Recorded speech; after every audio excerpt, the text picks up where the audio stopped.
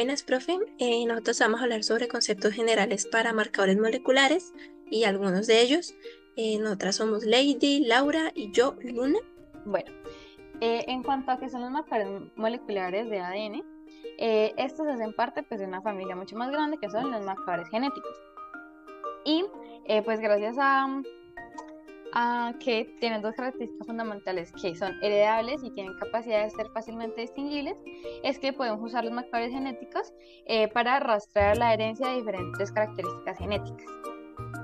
Por el otro lado, pues ya centrándonos en qué son los marcadores moleculares,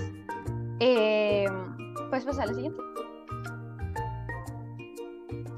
Bueno, estos marcadores moleculares lo que hacen es ayudar a la detección de variaciones o polimorfismos que existen entre individuos de una población en regiones específicas del ADN. Y hay dos tipos de marcadores moleculares. Tenemos el tipo 1, que se presenta en secuencias codificantes conservadas a lo largo de la evolución. Eso significa que se encuentra pues, en diferentes... que con estas secuencias podemos hacer como comparaciones de similitudes genéticas entre especies.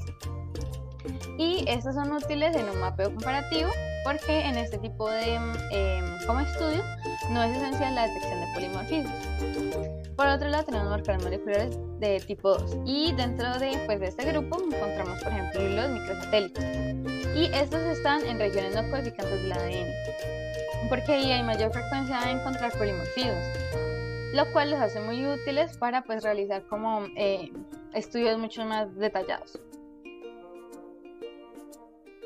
Bueno, luego tenemos cuál es la diferencia entre los marcadores basados en secuencia y los marcadores independientes de la secuencia.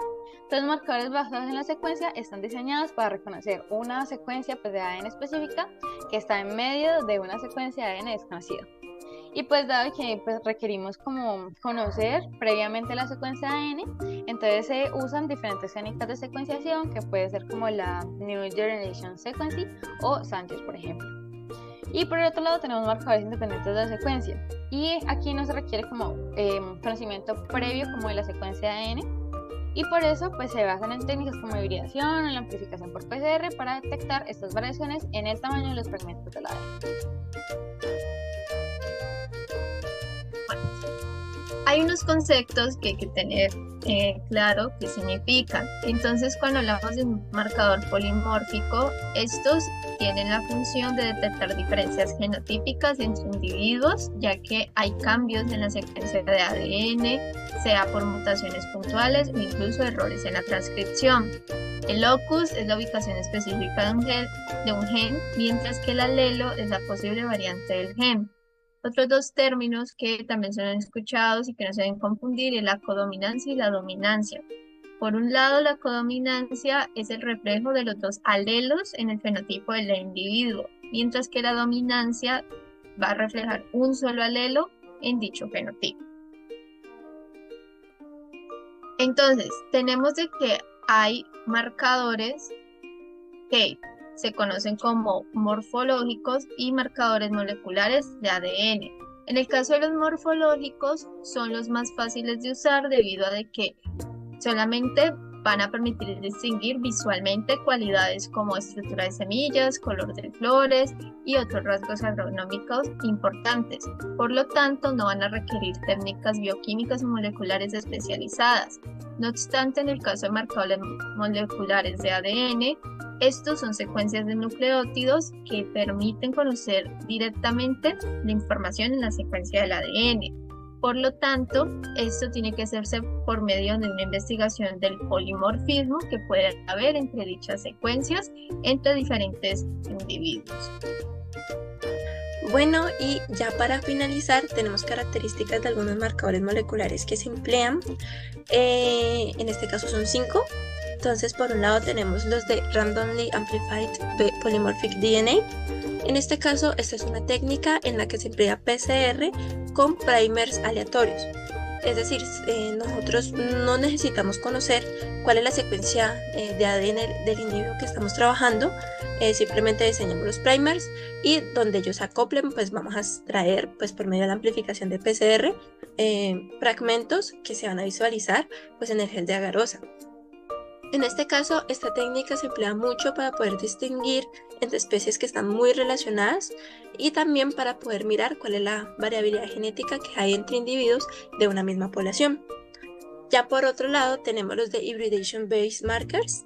En este caso fue la primera y la única técnica en la que se empleó la hibridación, y lo que se hace es que necesitamos conocer el ADN del individuo para poder generar enzimas de restricción que van a ir dirigidas a un sitio en específico para poder cortar los fragmentos. Después se separan por medio de gel agarosa, de ahí se extraen, se tiene que hacer técnica de Southern blot para poder como tener los fragmentos de ADN puestos sobre una membrana, y de ahí se hace la hibridación con sondas que están marcadas para facilitar la visualización.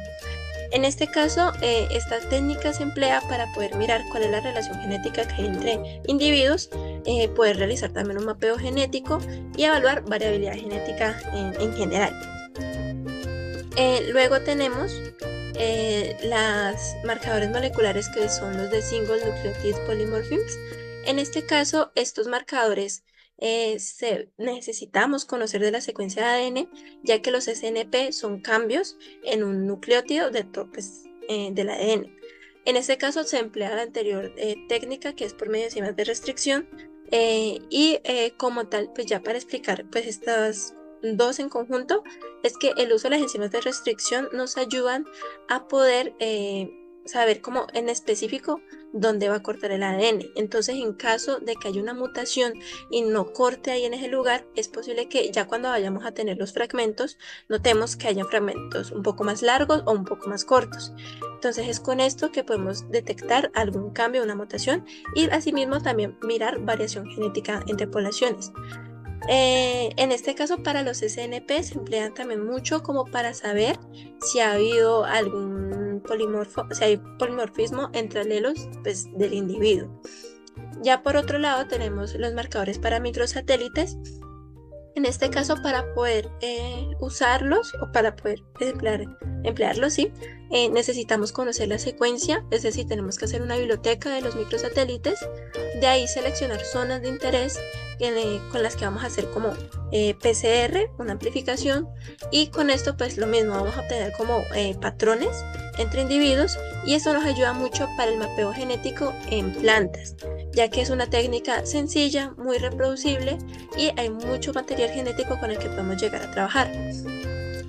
Ya finalmente tenemos los de Intersimple Sequence Repeat. En este caso es un poco similar a la anterior, y aquí lo que se hace es que vamos a tener primers que nos corten como entre los microsatélites, y pues no necesariamente tenemos que conocer la secuencia de ADN.